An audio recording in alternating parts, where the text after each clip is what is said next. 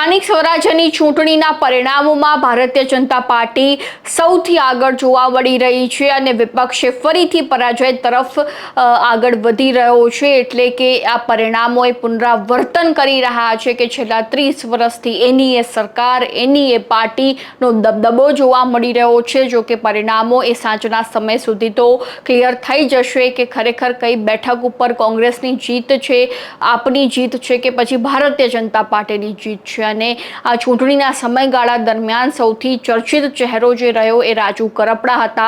આમ આદમી પાર્ટીના ખેડૂત નેતા તરીકે ઓળખાતા હતા અને સ્થાનિક સ્વરાજ્યની ચૂંટણી નજીક આવતા જ તેમણે ભારતીય જનતા પાર્ટીમાં પક્ષ પલટો કર્યો હતો, કમરનો ખેસ પહેરી લીધો હતો અને તેમને સ્થાનિક સ્વરાજ્યની ચૂંટણીમાં ભાજપ દ્વારા ટિકિટ પણ આપી દેવામાં આવી, જેમાં સુરેન્દ્રનગરના મૂળી બેઠક પરથી તેઓ લડ્યા હતા। જેમાં પહેલા એવી અફવા આવી હતી કે રાજુ કરપડા હાર્યા છે, પરંતુ હાલમાં એવી માહિતી મળી રહી છે કે રાજુ કરપડા એ 2300થી વધુ મત મેળવીને જીતી ગયા છે અને જશ્નનો માહોલ હાલમાં ત્યાં જોવા મળી રહ્યો છે। ત્યારબાદ જો સુરતની વાત કરવામાં આવે તો સુરત સૌથી ચર્ચાસ્પદ જિલ્લો આ ચૂંટણીમાં જોવા મળ્યો, કારણ કે આમ આદમી પાર્ટીનો સૌથી વધુ ટાર્ગેટ એ સુરતમાં હતો। પ્રચંડ જે પ્રચાર પ્રસાર છે તેમના દ્વારા કરવામાં આવ્યો તો તેની સામે ભારતીય જનતા પાર્ટીએ પણ પીછેહટ ન કરી અને રસાકસીનો માહોલ આપણને દેખાતો હતો।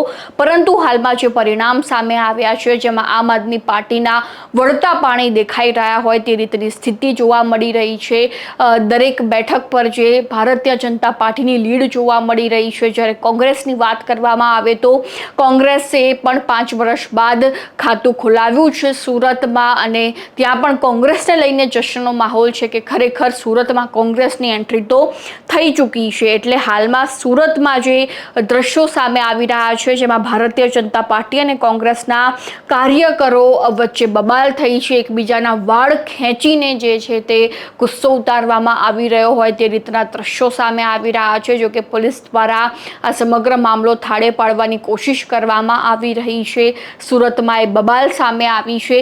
જો કે જ્યારે પરિણામો આવે અથવા તો મતદાન યોજાય તો કોઈ બબાલ ન થાય એવું તો બને જ નહીં। સત્તા પક્ષ અને વિપક્ષ વચ્ચે બબાલના દ્રશ્યો સર્જાતા જ હોય છે। કાર્યકર્તાઓમાં એક ગુસ્સાનો માહોલ જોવા મળતો હોય છે કે ભાઈ અમે હારી ગયા અથવા તો જે જીતી ગયા છે તે ક્યાંક ને ક્યાંક એક હદથી વધુ સત્તામાં આવ્યા હોય તેનો પાવર દેખાતો હોય છે। ઘણા સ્થાન ઉપર હું કોઈ એક પાર્ટીની વાત નથી કરી રહી, પરંતુ કોઈ પણ પાર્ટી જ્યારે સત્તામાં આવે છે તો તેમના કાર્યકર્તાઓ જે છે તે ખાસ જુસ્સામાં જોવા મળતા હોય છે અને વિપક્ષના કાર્યકર્તાઓ ગુસ્સામાં જોવા મળતા હોય છે।